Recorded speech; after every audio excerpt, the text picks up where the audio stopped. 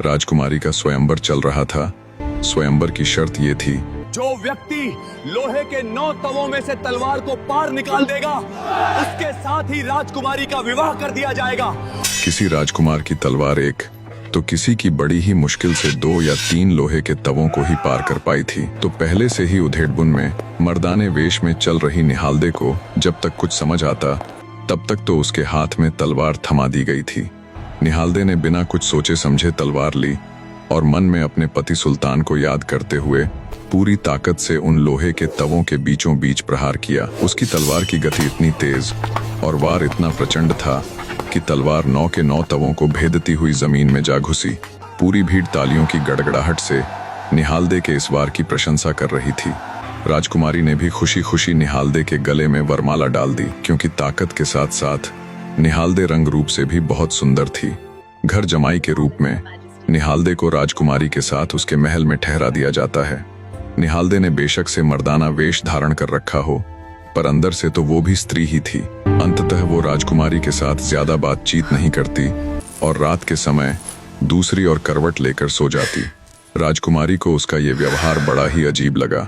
2-4 दिन तो वो इस व्यवहार को देख कुछ नहीं बोली, पर जब रोज की तरह आज भी निहालदे उससे पीठ फेर कर सोने के लिए तैयार हुई तो राजकुमारी के सब्र का बांध टूट गया। वो बोल पड़ी, हे वीर, तुम्हारे इस व्यवहार का क्या कारण है? मैं पहले दिन से ही देख रही हुई कि तुम जरा भी खुश नहीं लग रहे। क्या तुम्हें मेरे रंग रूप में कोई खराबी लगती है? क्या मैं बदसूरत हूँ? अन्यथा मेरे घर वालों द्वारा तुम्हारी खातिरदारी में किसी प्रकार की कमी रह गई।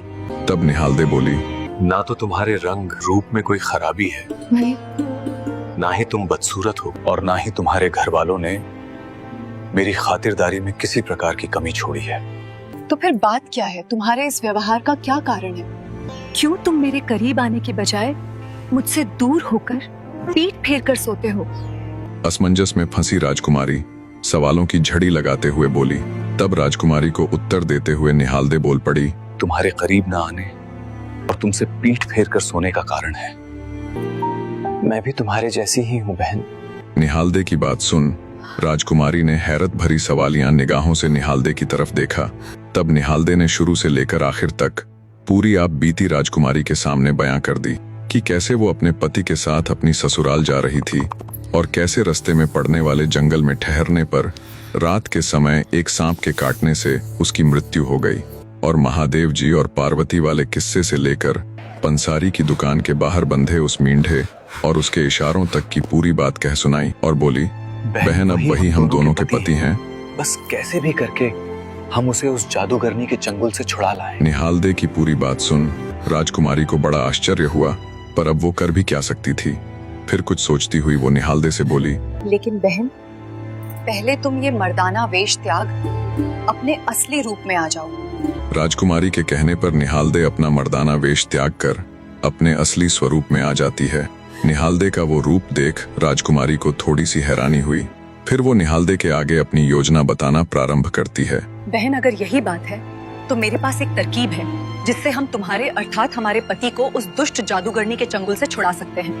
राजकुमारी की बात सुन निहालदे का मुरझाया चेहरा खिल उठता है।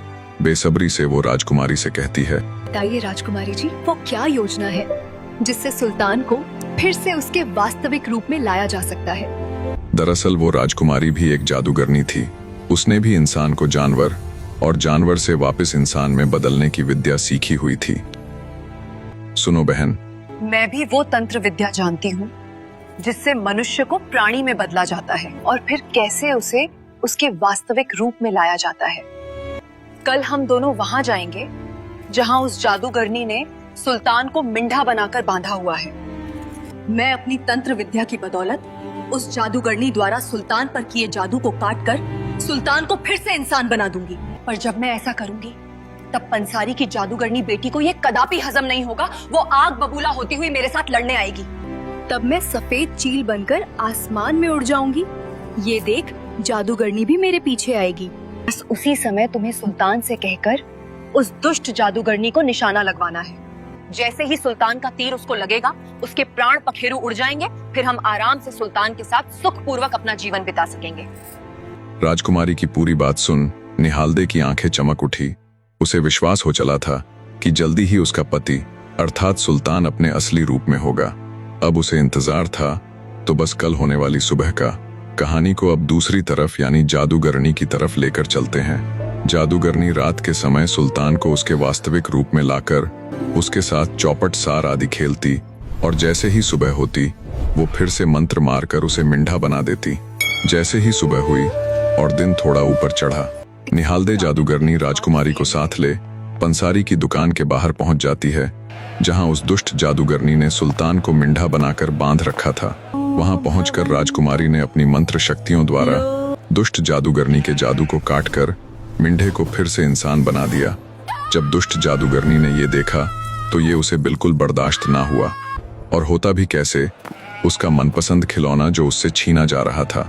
जैसे ही पंसारी की बेटी राजकुमारी पर झपटी तो योजना अनुसार राजकुमारी एक सफेद चील के रूप में बदल गई और आसमान में उड़ने लगी। क्रोधित दुष्ट जादूगरनी ने भी चील का रूप धारण किया और वो भी आसमान में जाकर राजकुमारी के साथ लड़ने लग जाती है। तब निहालदे अपने साथ लाया धनुष बाण सुल्तान को देते हुए बोली, महाराज, आसमान में उड़ रही उस काली चील जो कि वो दुष्ट जादूगरनी है, उस पर निशाना साधो। निहालदे की बात सुन सुल्तान कहता है, क्या काली और क्या सफेद, और इस बात का क्या भरोसा कि जादूगरनी राजकुमारी हमारे साथ पूरे जीवन अच्छे से पेश आएगी। अगर कल को उसके साथ कुछ कहा सुनी हो गई तो वो भी हमें कभी मिंढा तो कभी मेमना बनाकर खड़ा कर देगी। इतना कहते हुए सुल्तान ने निशाना साधा और बाण से अत्यंत वेग से निकला हुआ सुल्तान का तीर आपस में लड़ रही काली चील और धोली चील दोनों के आर पार हो जाता है। फलस्वरूप उस दुष्ट जादूगरनी के साथ साथ जादूगरनी राजकुमारी के भी प्राण पखेरु उड़ जाते हैं। सुल्तान निहालदे को ले अपने नगर कीचकगढ़ की ओर चल पड़ता है। 2 दिन के लंबे सफर के बाद सुल्तान और निहालदे कीचकगढ़ पहुंच जाते हैं। वहां पहुंचने पर महल में सीधा जाने की बजाय सुल्तान निहालदे संग शाही बाग में रुक जाता है। जैसे ही सुल्तान के वापस लौटने की खबर पहरेदारों ने राजा मैनपाल और रानी को दी, दोनों के दोनों तुरंत सब कुछ छोड़ छाड़ कर भागे भागे शाही बाग में चले आते हैं। राजा मैनपाल बेटे सुल्तान को बाहों में भरता हुआ बोला, बेटा, बहुत रुलाया है तुमने। तुम्हारी याद में एक एक दिन कई सालों की तरह गुजरा है हमारा। अरे मैंने तो वो देश निकाला सिर्फ तुम्हें डराने के लिए टंगवाया था। मुझे जरा सा भी ये अंदेशा नहीं था कि तुम सचमुच उसे देखकर हमें छोड़कर चले जाओगे। ऐसा कोई दिन नहीं गया जब मुझे अपने किए पर पछतावा ना हुआ हो या तुम्हारी माँ ने मुझे दोषी ठहराते हुए धिक्कारा ना हो। राजा रानी दोनों बारी बारी से अपने बेटे को गले लगाते हैं। अच्छी तरह से मिलन होने के बाद सुल्तान अपने माता पिता को निहालदे का परिचय देता है। सुल्तान अपने साथ बहू को भी लाया है। ये जान उन दोनों को और अधिक खुशी हुई। निहालदे भी आगे बढ़कर अपने सास ससुर के चरण छू लेती है। राजा मैनपाल पूरे सम्मान के साथ अपने बेटे और बहू को राजमहल के अंदर लेकर जाते हैं और अगले ही दिन वे सुल्तान का राज तिलक कर उसे कीचकगढ़ का नया राजा घोषित कर देते हैं। इस प्रकार राजा सुल्तान रानी निहालदे के साथ सुखपूर्वक जीवन व्यतीत करता है। निष्कर्ष, इस प्रकार अनेक कष्टों, विश्वासघातों, संघर्षों और चमत्कारों से गुजरकर राजकुमार सुल्तान का जीवन पूर्ण होता है। जिस बालक को एक भूल के कारण देश निकाला मिला था, वही बालक समय के साथ साहस, करुणा और धर्म का प्रतीक बन गया। उसने न केवल दानव का वध कर नगर को भयमुक्त किया, बल्कि साथ साथ जानी चोर जैसे भटके हुए मनुष्य को भी सही मार्ग दिखाया और हर स्थान पर न्याय व दया का परिचय दिया। सुल्तान की हर जगह जीत ये साबित करती है कि जब मनुष्य के मन में किसी प्रकार का खोट ना हो, उसकी नीयत साफ हो, वो दूसरों के प्रति दयावान हो और अपने कर्तव्यों के प्रति पूरी तरह समर्पित हो, तो उसके साथ भगवान हर क्षण होता है, जिससे व्यक्ति की जीत निश्चित है। हालांकि राजकुमार सुल्तान जैसे रहमदिल मनुष्य द्वारा अंत में राजकुमारी को भी उस दुष्ट जादूगरनी के साथ मारने का फैसला चौंकाने वाला था, पर उसके पीछे उसकी सोच सही थी और उसका ये मानना सत्य भी था कि अगर वो राजकुमारी को उस दुष्ट जादूगरनी के साथ ना मारकर जीवित छोड़ देता तो वो उनके वैवाहिक जीवन में मुसीबत बन सकती थी और अपनी तंत्र विद्या का दुरुपयोग उनके ऊपर कर सकती थी। अंत में राजा मैनपाल की मानसिक स्थिति ये दर्शाती है कि उसके एक छोटे से गलत फैसले के कारण उसने पूरे 12 वर्ष अपने इकलौते पुत्र के विरह में काटने पड़े। इससे हमें सीख मिलती है कि कोई भी निर्णय बिल्कुल ठंडे मन अर्थात शांत हृदय और पूरे विवेक के साथ लिया जाना चाहिए, अन्यथा परिणाम बुरा ही होता है। उम्मीद है कहानी को आपने पूरा एंजॉय किया होगा। इसी बात पर अभी चैनल सब्सक्राइब करके हर हर महादेव लिखना ना भूले। इतनी मेहनत के बाद आप सबसे ये उम्मीद करना गलत तो नहीं है। इन छोटी छोटी चीजों से ही हमें बहुत मोटिवेशन मिलता है काम में सुधार लाते हुए उसे और अधिक बेहतरीन बनाने का। अंतिम सत्य, कष्ट मनुष्य को तोड़ने नहीं बल्कि गढ़ने आते हैं।